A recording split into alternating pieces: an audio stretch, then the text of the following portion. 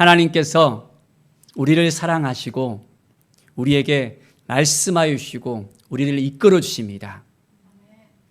하나님께서 오늘 출애굽기 20장에 말씀하신 것처럼 이스라엘을 사랑하셔서 이스라엘 백성들이 하나님께 더 가까이 나올 수 있도록, 하나님을 만날 수 있도록 그들이 하나님께서 원하시는 것에서 벗어나지 않도록 그 하나님의 마음을 함께 나누어 주는 것이 바로 출애굽기 20장의 말씀입니다. 바로 이스라엘 백성들에게 가장 중요한 10계명, 하나님께서 말씀하신 것을 지켰을 때 그들이 이제 복을 받게 되어지고 그들이 제사장 나라가 되어지고 하나님의 백성으로서 하나님께서 인도하여 주신다고 분명하게 약속하신 그대로 되어지는 것을 볼 수 있습니다. 그래서 지난주에는 10계명 중에서 1계명에서 4계명까지 하나님과 인간과의 그런 관계 속에서 어떻게 하나님 앞에 나아갈 것인가, 무엇을 해야만 하나님께서 기뻐하시고 하나님께서 우리의 삶을 이끌어 주신가에 대해서 살펴봤습니다. 오늘은 5계명에서 10계명까지의 말씀입니다. 바로 이것은 사람과 사랑과의 관계 속에서 어떻게 또한 살아가야 될지에 대해서 분명하게 말씀하고 있습니다. 자, 우리는 하나님의 말씀 안에 거하고 살고 있잖아요. 그런데 어떻게 살아야 될지를 갖다가 모를 수 있습니다. 그런데 오늘 10계명의 말씀을 통해서 오늘날에도 동일하게 이 말씀이 적용될 수 있다는 것입니다. 예수님께서는 이 말씀을 딱 2계명으로 요약을 했잖아요. 축소를 딱 했잖아요. 포인트를. 그래서 어떤 부분입니까? 먼저는 하나님, 내 하나님을 갖다가 사랑하라 그랬잖아요. 이것이 첫째 되는 계명이라 했잖아요. 그리고 내 이웃을 내 몸같이 사랑하라. 그래서 하나님 사랑과 이웃 사랑 두 가지에 대해서 이 10계명을 축소했습니다. 그래서 두 단어로 딱 요약하면 어떻게 됩니까? 사랑입니다. 하나님이 사랑을 보여주셨고 그 사랑을 우리도 하라고 하십니다. 하나님께서 우리에게 보여주신 그 사랑이 무엇입니까? 먼저 우리를 사랑하셨고 그 사랑을 보여주셨습니다. 그 사랑은 바로 자기의 독생자까지도 우리에게 내어주신 사랑입니다. 그 사랑하는 그 아들을 친히 내어주시고 십자가에 못 박혀 죽이기까지, 우리의 모든 죄를 사하기까지 사랑하는 그 사랑입니다. 엘리 엘리 라바 사박다니, 나의 하나님 어찌하여 나를 버리시나이까. 예수님께서 십자가상에서 아버지를 찾으면서 그 하나님을 찾으면서 외쳤던 그 하나님과의 그 부재였던 그 시간, 그것을 우리가 알 수 있습니까? 여러분의 그 자녀들이 사지에 간다고 생각해 보세요. 죽음의 그 상황 가운데 내어줄 수밖에 없다면 내어줄 수 있겠습니까? 그것도 다른 사람을 위해서 그 목숨을 내어달라면 내어줄 수 있겠습니까? 안 되잖아요. 근데 우리 하나님은 그 사랑을 보여주셨습니다. 그리고 예수님이 죽음으로 끝나는 것이 아니었잖아요. 사흘 만에 다시 살아나셨다는 것. 그 죽음까지도 이기고 이제는 그 사랑을 우리에게 보여주셨습니다. 우리가 예수님을 따라 살아가게 되면 우리는 예수님과 함께 승리할 수 있습니다. 모든 삶 가운데서 우리가 힘들고 눌려있고 좌절되고 정말 강팍한 마음이 들고 여러 가지 어려움 속에서 물질의 문제로 또한 건강의 문제로 어떤 문제에 있을지라도 우리가 하나님 앞에만 나가면 하나님께서 우리를 품어주시고 회복시켜주시고 인도해 주신다는 것을 분명히 우리가 깨닫고 믿음으로 나갈 수 있어야 됩니다. 오늘은 바로 그 사랑의 부분에 있어서 내 이웃을 내 몸같이 사랑하라 했잖아요. 바로 내 이웃을 어떻게 우리가 대해야 되는지에 대해서 이야기하고 있습니다. 자, 먼저는 이제 사람과 사람과의 그런 관계 속에서 첫 번째 계명입니다. 뭡니까? 5계명이 내 부모를 공경하라. 여기는 다 부모님이시네요. 또 부모님을 또 모시고 있는 분도 있고요. 부모님이 아직까지 살아계신 분도 있고. 그런데 하나님께서 말씀하십니다. 내 부모를 공경하라. 그러면 어떠한 복을 주신다 했습니까? 내가 준 땅에서 생명을 길리라 했습니다. 하나님께서 땅을 약속하셨잖아요.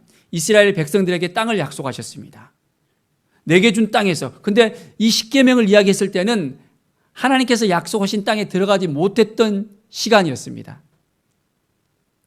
그들이 출애굽하고 난 다음에 광야 40년을 뺑뺑뺑 돌았잖아요. 불순종으로 말미암아 불평과 분망 때문에 바로 지책에 보름이면 들어갈 수 있는 그 거리를 이제는 40년을 돌아서 갔잖아요. 그 가운데서 이제 십계명을 주셨는데 이 십계명을 갖다 우리가 어떻게 받아들여야 되느냐?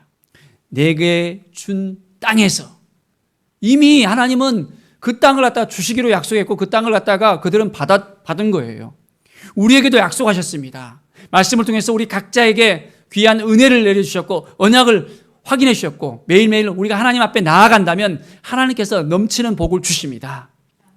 우리는 이스라엘 백성들은 하나님의 백성이라고 이야기하지만은 우리는 하나님의 자녀로 불렀다는 거예요. 뭘로 불렀다고요? 하나님의 자녀로 불렀습니다. 자녀에게 뭐든지 해주고 싶은 마음이 있어 없어요? 있잖아요. 저희 둘째 아이가 이제 고등학교 1학년 입학을 하고 오늘 이제 기숙사에 들어가려고 지금 가고 있는 중이거든요. 하나님께서 그 아이를 보낼 때 아비된 마음 속에서 어떻게 해요? 다 준비를 다 시키고 하나하나 챙겨주고 다 보내잖아요. 하나님 아버지의 마음도 마찬가지예요. 모든 걸 갖다가 우리에게 채워주시고 도와주시고 인도하시는 그 하나님이십니다. 그 하나님을 우리가 믿고 하나님을 바라보고 나갈 수 있어야 됩니다. 정말 믿음으로 살아갈 수 있겠습니까? 하나님의 은혜 가운데 살아갈 수 있겠습니까? 내 부모를 공경하면 내게 준 땅에서 약속의 땅에서 내 생명이 길리라 장수의 복을 주시겠다고 약속을 합니다. 아니 당연히 부모 공경하는 건 당연한 건데 어떻게 보면 그렇게 생각하잖아요. 근데 하나님께서 장수의 복까지 주시겠대요. 이것은 정말 부모는 하나님이 주신 분이잖아요. 우리가 태어나고 싶어서 태어난 것이 아니잖아요. 하나님께서 부모님을 통해서 우리가 이 땅에 나오게 했습니다. 그렇기 때문에 우리는 부모님을 잘 섬겨야 됩니다. 바로 그것을 통해서 하나님께서 복을 주시는 거예요. 우리가 하나님의 나라에 가서 복을 누리는 것이 아니라 이 땅 가운데서 또 복을 누리는 것입니다. 부모님을 잘 모시면 하나님께서 정말 넘치도록 그 모든 것을 인도해 주신다는 거예요. 하나님의 마음을 품고 우리가 날마다 나아가는 것입니다. 자, 그 다음에 말씀을 보십시오. 살인하지 말라, 간음하지 말라, 도둑질하지 말라. 바로 이제 그 계명이 나오고 있습니다. 6번째, 7번째, 8번째. 저는 이 계명을 갖다가 이제 앞에 첫 자를 갖다가 해서 살간도 해갖고는 6, 7, 8계명은 그냥 안 잊어버립니다. 살인하지 말라, 간음하지 말라, 도둑질하지 말라. 왜 살인하지 말라 그랬을까요? 어쩌면 이 시대에 있어서나 지금도 마찬가지겠지만은 힘이 있으면 함부로 사람을 죽이고 어떻게 해요? 그 모든 걸 다 강탈할 수 있잖아요. 그 시대에는 또 더 이렇게 그 개념 자체가 오늘날 같이 어떤 지금은 국제법이 있고 국내법이 있고 여러 가지 법이 있었는데 법이 없었어요. 그러니까 어떻게 해요? 약자를 갖다가 하나님께서 보호하시는 거예요. 살인하지 말라. 그리고 도피성까지도 하나님께서 허락해 주셨잖아요. 이제 가나안 땅에 들어가서는 6개 도피성을 통해서 부지 중에서 또 살인한 자는 보호하고 이제 완전히 미워하고 앙심을 품으면서 죽인 사람들은 이제는 보복하는 자에게 그 생명을 갖다 내어줄 수 있게끔 했거든요. 하나님은 늘 약자를 지켜주시고 함께 하시는 그 하나님이었습니다. 살인하지 말라. 또한 간음하지 말라. 그 마음속에 품은 것까지도 예수님께서는 간음했다고 합니다. 이제 남편을 두고 있는데 다른 남자를 갖다가 간다든지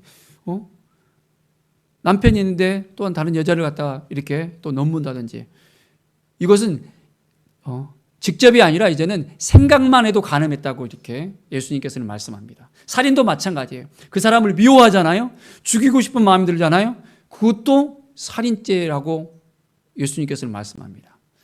구약에서는 이제 죽여야만 살인죄지만은 지금은 그것이 또 확대가 됐어요.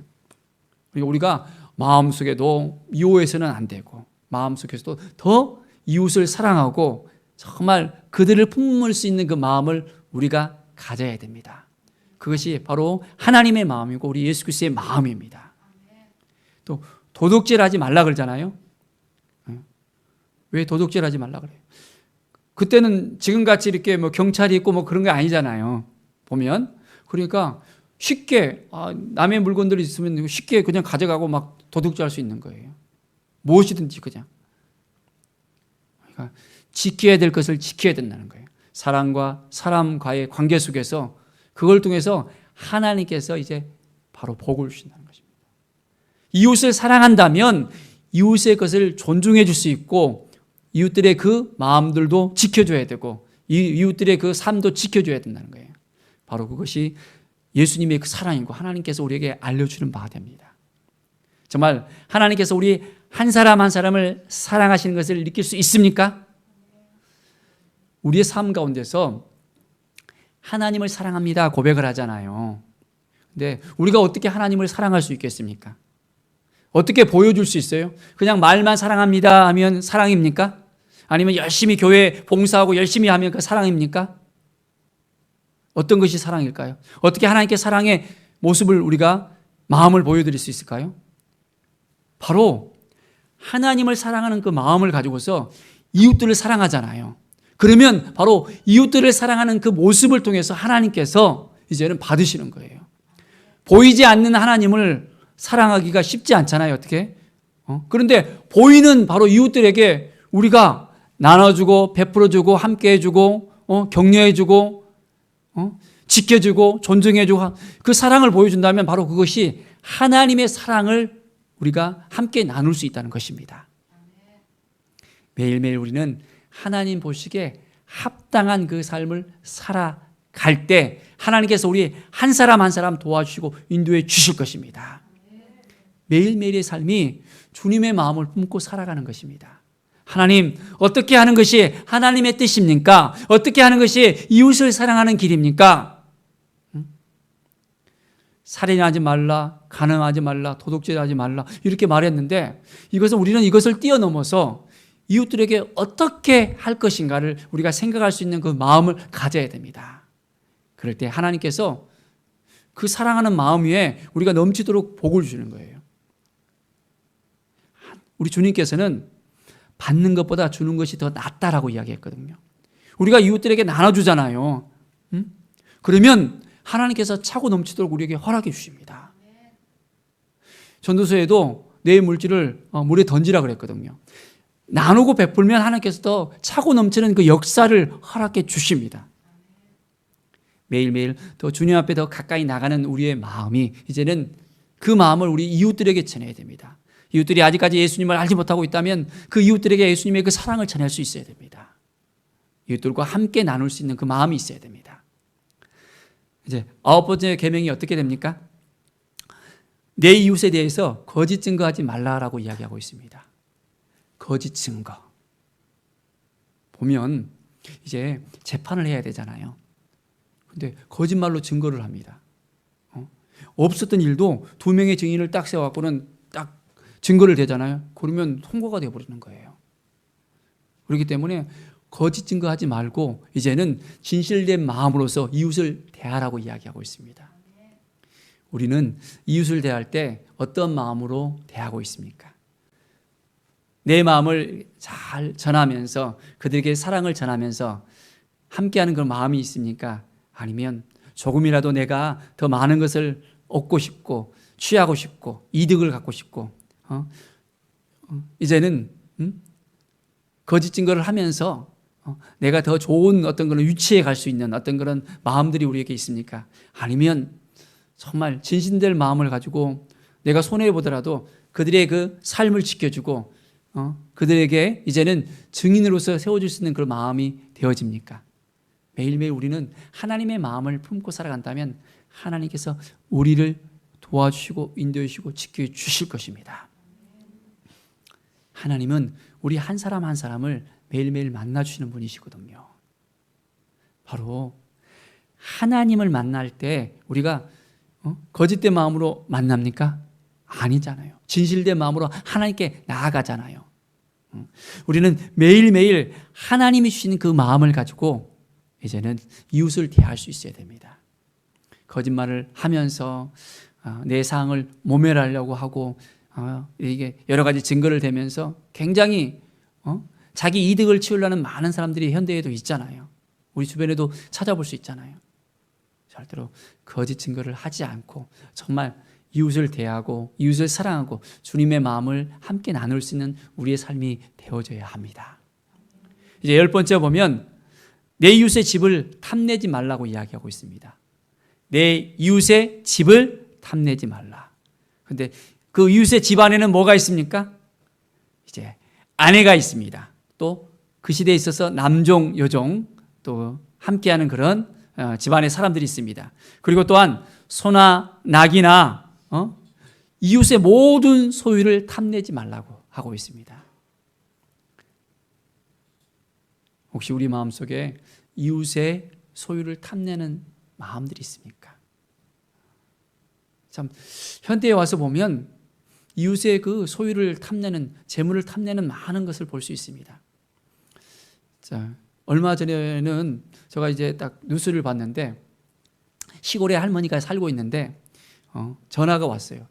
하면서 아주 이제 그 할머니의 그 돈을 누가 이렇게 갈취해 가려고 은행인 돈을 갖다가 이제 가져가려고 하니까 나는 경찰서 높은 사람인데 나한테 맡기면 내가 보호해주겠다 하면서 통장을 이제 대문에다가 딱 걸어놓으라고 했대요.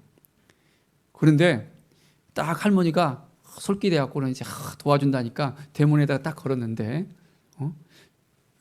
이제 중국이 딱 와갖고는 그것을 딱 갖고 갔어요.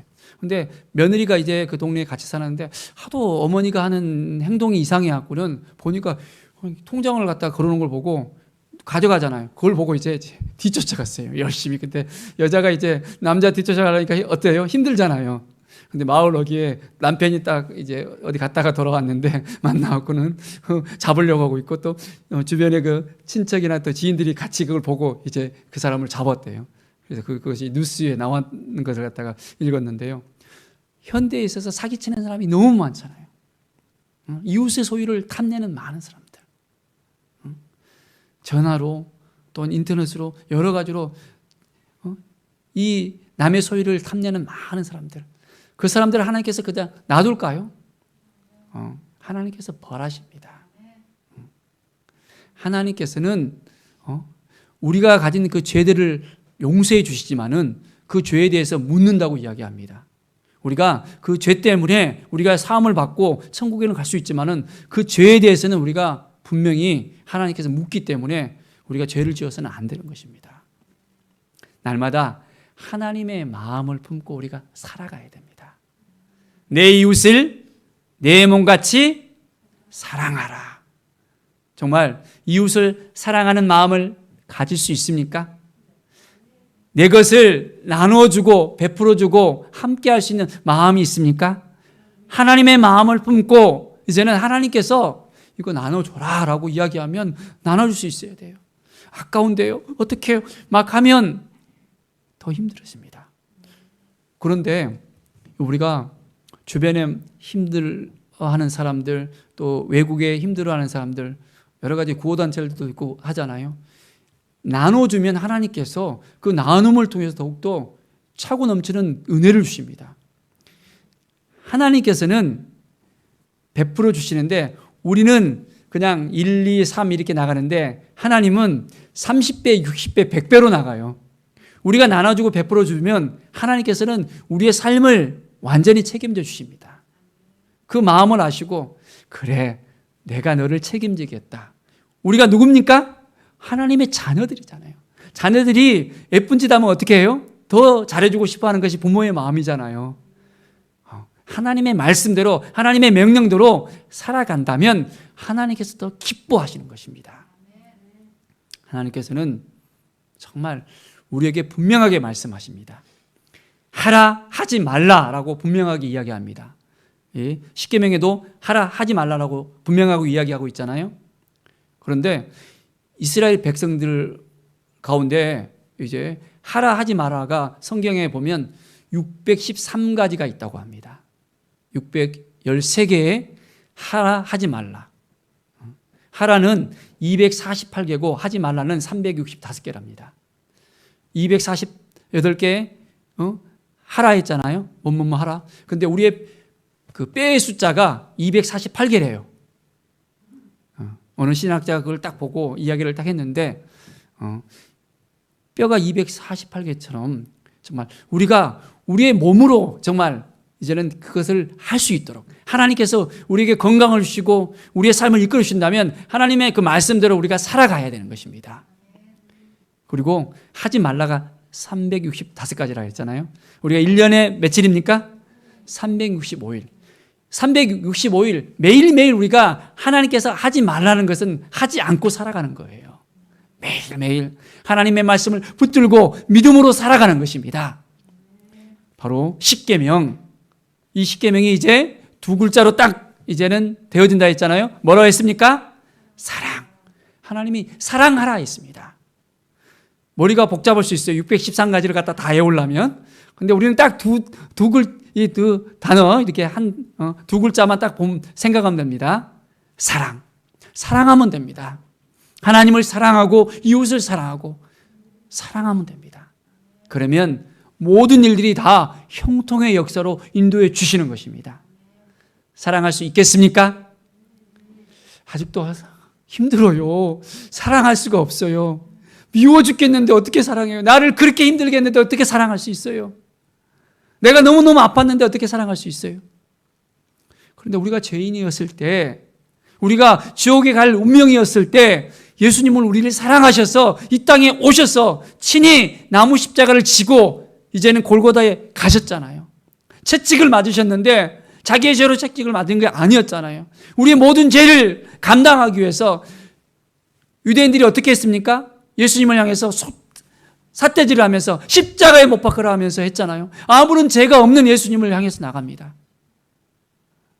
예수님께서는 저들이 그들의 죄를 알지 못합니다 하면서 아버지께 나가잖아요.